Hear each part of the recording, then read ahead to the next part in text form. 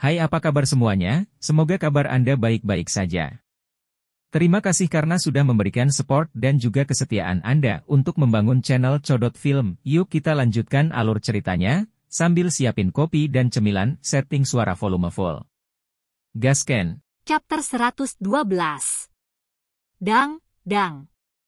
Si kecil menabrak ke bawah dengan sekuat tenaga, tapi lengannya sakit. Untuk 100.000 jin kekuatan ilahi yang terkandung dalam satu tangan, ini benar-benar tak terbayangkan. Di tanah, ada bebatuan bubuk yang terbentuk dari pecahan batu kapur yang hancur.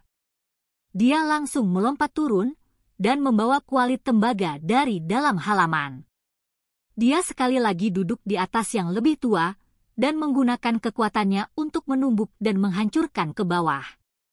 Daerah ini seperti besi tempa, dan dengan suara kengkiang, percikan api terbang kemana-mana. Terlepas dari apakah itu tengkorak atau pedang kuno, mereka berdua tidak bergerak sedikit pun. Mereka tidak rusak sama sekali, dan sangat menakutkan. Pria kecil itu menggaruk kepalanya dengan bingung, ini terlalu kokoh. Dengan lambaian kedua lengannya, itu membawa kekuatan yang kuat, namun secara tak terduga itu tidak membuat penyok sedikit pun. Itu membuat suara dangdang, dan saat bunga api terbang keluar, itu bahkan tidak bergetar sedikit pun. Paman, pedang di kepalamu pasti artefak yang berharga.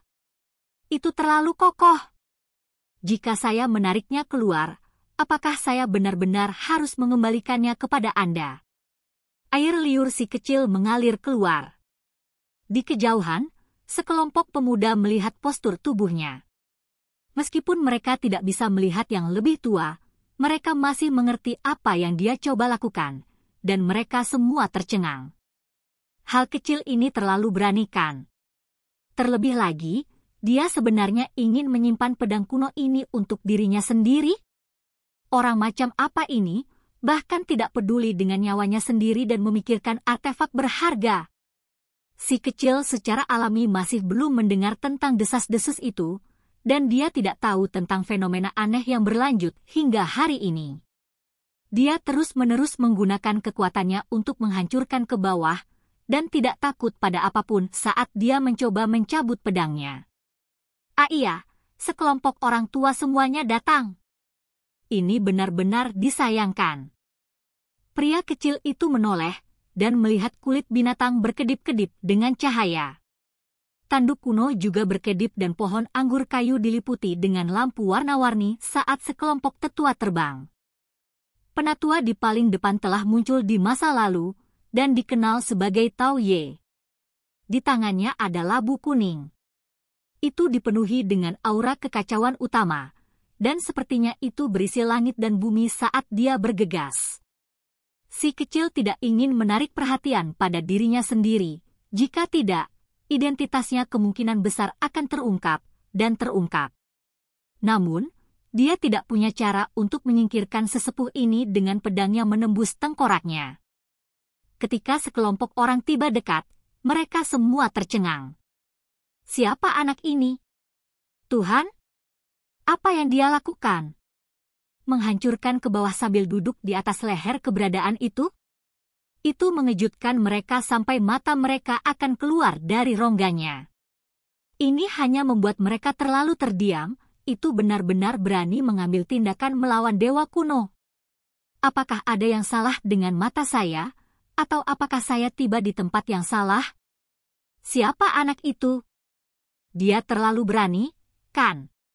Sejak zaman kuno, tahun yang tak terhitung jumlahnya telah berlalu, namun mereka belum pernah mendengar sikap tidak hormat seperti ini. Ini adalah pertama kalinya mereka melihat anak yang busuk dan kejam. Sekelompok tiba di dekatnya, dan turun di dalam halaman. Si kecil sangat waspada, dan berkata, "Apa yang kalian coba lakukan?"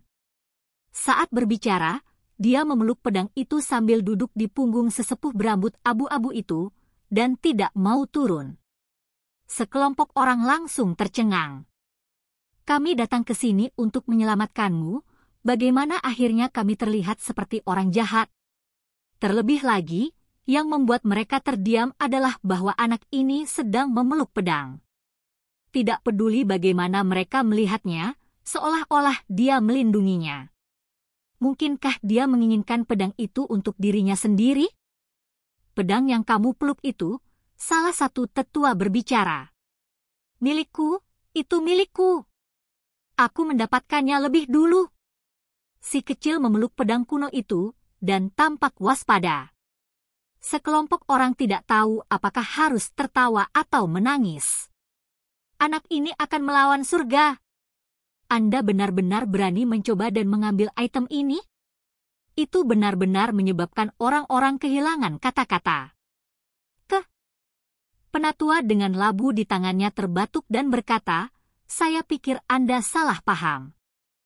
Kami tidak menginginkan pedang itu, dan datang untuk menyelamatkanmu. Kalau begitu kalian hanya perlu mengatakannya." Si kecil tetap waspada dengan satu tangan di pedang kuno dan tangan lainnya memegang kuali. Dia terus melakukan smash ke bawah, dan sepertinya dia berusaha menyelesaikan pekerjaannya secepat mungkin. Kelompok orang Heaven Mending Pavilion tidak tahu apakah harus tertawa atau menangis. Jenis anak keterlaluan ini benar-benar jarang terlihat. Mengapa gaya ini sepertinya akrab? Berhenti memukulnya, tidak ada yang mencuri darimu. Ekspresi penatua Xiong Fei pucat pasi, dan dia dengan cepat menghentikannya. Namun, bocah busuk itu tidak memperhatikannya, dan menggunakan seluruh kekuatannya untuk mengayunkan kuali tembaga itu. Dia terus menabrak ke bawah sampai seluruh langit berdering dengan suara. Dia melihat bahwa semua orang di sana hati mereka waspada dan tubuh mereka melompat. Bocah kecil ini terlalu kejam, dan kekuatannya mencengangkan. Ekspresi penatua Zuo Yun pucat, dan dia dengan cepat menjelaskan fenomena kuno dan aneh itu kepadanya. Dia mengatakan kepadanya bahwa ini adalah misteri yang belum terpecahkan, dan bayangannya membayangi hingga hari ini. Apa? Setiap kali muncul, sekelompok besar orang akan mati, terutama para jinius. Si kecil menjadi tercengang, dan kuali tembaga di tangannya jatuh ke tanah dengan suara dang. Setelah itu, dia langsung melompat, dan berlari ke sisi mereka. Dengan suara sou, dia langsung menempel ke tubuh Zuo Yun yang lebih tua, dan memeluknya sampai dia tidak akan melepaskannya bahkan jika dia mati. "Anakku, apa yang kamu lakukan? Kenapa kau menempel padaku?" Wajah penatua Zuo Yun menjadi pucat. Menurut legenda, setelah melakukan kontak dengan tabu, bahkan seorang penatua akan mati. "Aku akan memberimu pedang itu, yang lebih tua selamatkan aku ya." Si kecil berayun dari tubuhnya. "Aku tidak menginginkannya." Wajah Zuo Fei pucat. Apa yang harus dia lakukan di sini? Dia tidak bisa mengatakan bahwa dia takut, kan? Ini di depan 3.000 wajah pemuda. Si kecil melihat warna meninggalkan wajahnya, dan dia menjadi ragu. Dia kemudian langsung menempel di punggung tetua Xiong Fei, dan memeluk lehernya tanpa niat untuk melepaskannya. "Roh penjaga, selamatkan aku." Wajah penatua Xiong Fei menjadi hijau. Bagaimana bisa bocah busuk ini begitu cepat? Itu benar-benar berubah menjadi tubuhnya, dan dia merasakan gelombang ketakutan di dalam hatinya. Terlebih lagi, dia merasa seolah-olah ada mayat sedingin es yang berdiri di depannya yang sedang menatapnya. "Penatua, jangan bergerak." Kepalamu hampir menyentuh wajahnya, si kecil memperingatkan. "Surga!" Xiong Fei kaget dan takut. Dia terus-menerus mengutuk dalam hatinya. Bagaimana bisa bocah sialan ini begitu tidak terkendali? Apakah tubuh seorang penatua adalah sesuatu yang bisa Anda panjat secara acak? Dia dalam hati berteriak, "Seseorang tolong selamatkan aku." Anda harus memahami bahwa keberadaan aneh ini dianggap sebagai dewa kematian. Begitu dia memusatkan perhatiannya pada seseorang, maka orang itu kemungkinan besar tidak akan memiliki jalan hidup yang tersisa. Dari zaman kuno sampai sekarang, itu akan muncul sekali setiap 100 tahun. Jika seseorang tidak dapat memenuhi kondisinya dan malah bersentuhan dengannya, maka itu pasti akan menyebabkan kematian. Bubar, tidak banyak yang bisa dilihat di sini. Penatua Tao Ye dengan labu emas di tangannya berbicara dan memerintahkan 3.000 murid baru untuk pergi. Bawa dia ke istana kuno. Karakter tingkat atas lainnya membuka mulutnya dan ingin membawa si kecil ke area penting di dalam Heaven Mending Pavilion. Penatua Xiong Fei menggertakkan giginya seperti seorang pengemis. Bocah busuk ini tergantung dari tubuhnya tanpa pergi. Bagaimana mereka bisa membawanya pergi? Di depannya memblokir mayat leluhur kuno. Elder, jika kamu berjalan dengan cara ini, maka kamu akan baik-baik saja, saran pria kecil itu.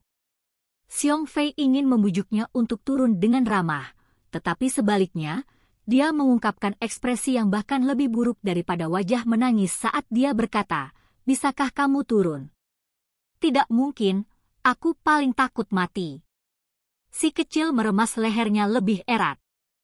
Kedua lengan itu bersama-sama berjumlah 2 hingga 300.000 jin kekuatan.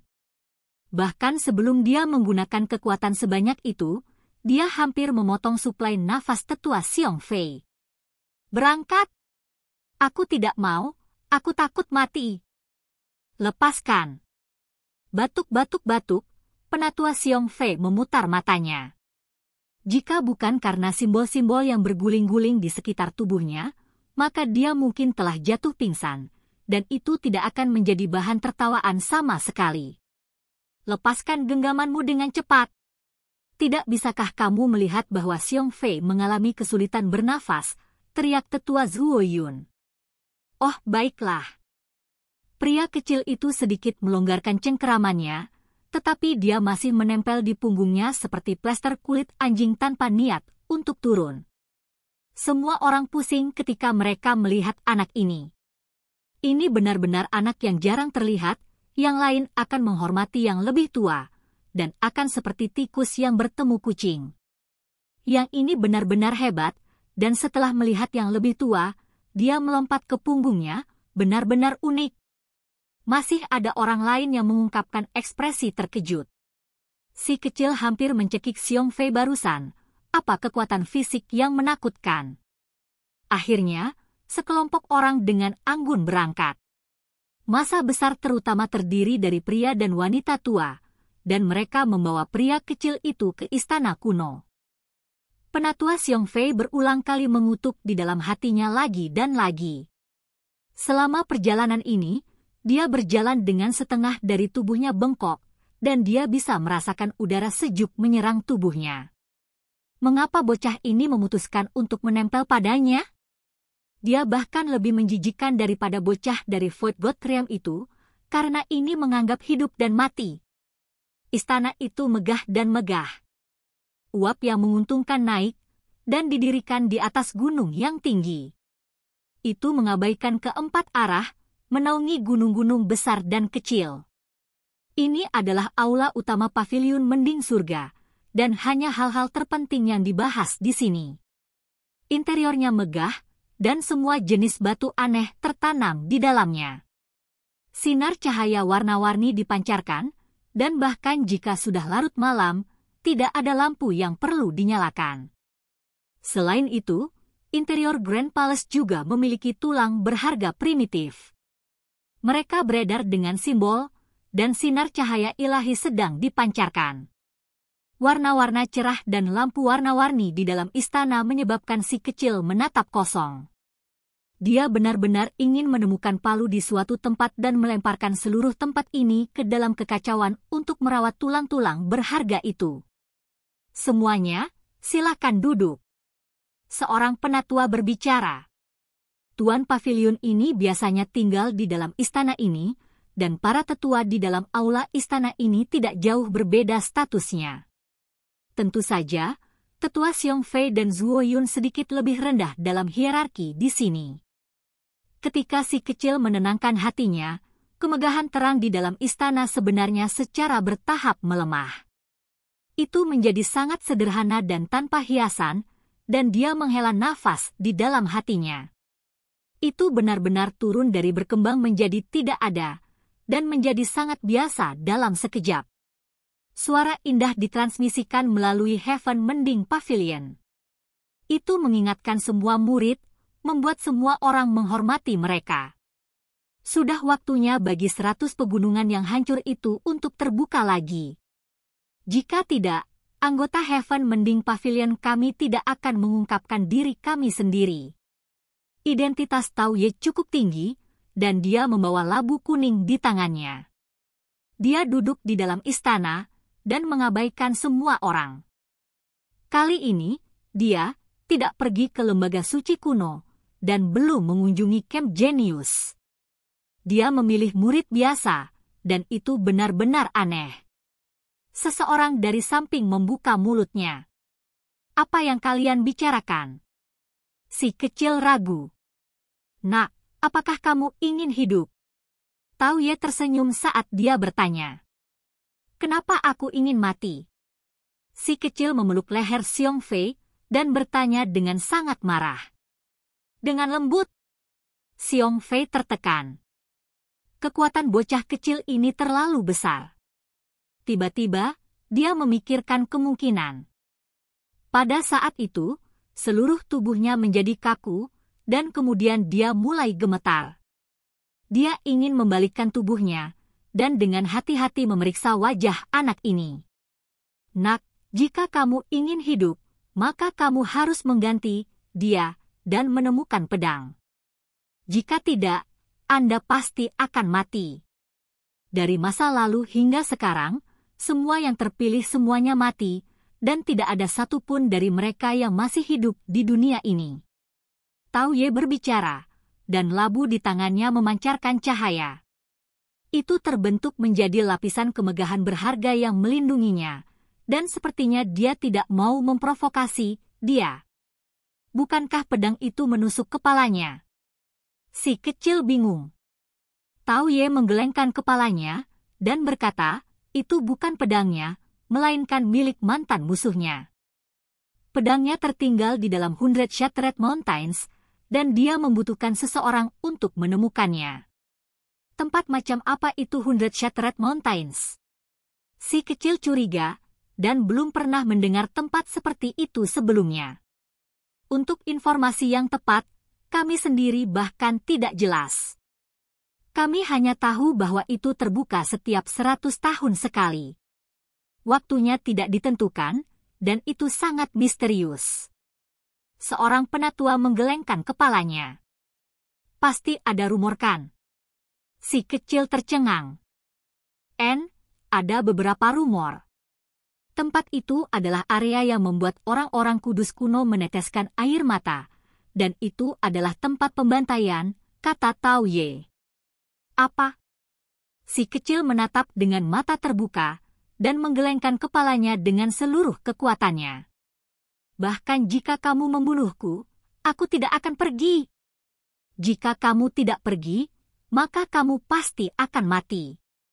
Dari zaman kuno sampai sekarang, tidak ada orang yang menjanjikan dia, namun tidak dapat memenuhi kondisinya, yang hidup, kata Tao Ye.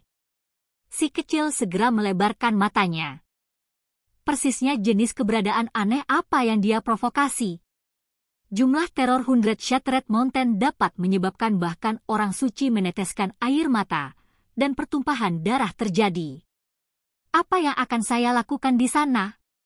Saya lebih suka memberikan hidup saya. Tao Ye menggelengkan kepalanya dan berkata, salah. Dibandingkan dengan dulu, sekarang sangat berbeda. Sekarang, ada peluang besar. Awalnya, Pavilion Mending Surga kami akan mengirim beberapa murid. Mereka adalah Shi dari Lembaga Suci Kuno, Putri Kaisar, pewaris keturunan kuno, dan beberapa lainnya. Kami tidak akan pernah berpikir bahwa itu akan memilih seseorang dari murid biasa. Sekarang, karena dia memilih Anda, kami hanya menambahkan satu ke kuota. Aku tidak pergi. Si kecil takut ditipu. Kau benar-benar tidak pergi? Bahkan jika orang lain membuka kepala mereka untuk mencoba menemukan jalan masuk, mereka tetap tidak akan bisa. Apakah Anda tahu? Setiap kali dibuka di masa lalu, keberadaan seperti apa yang masuk? Tidak. Belum lagi bahwa berbagai keluarga besar dan kuno ras manusia akan tumbuh bermusuhan demi menambahkan satu anggota ke kuota ini, bahkan naga bertanduk berdarah murni, atau Tao Ti akan mengirim ahli waris mereka ke sana, kata Tao Ye. Tidak mungkin. Pria kecil itu melebarkan matanya. Oke guys, jangan lupa like, comment, share, and subscribe di channel Codot Film. See you next video, peace out and bye-bye.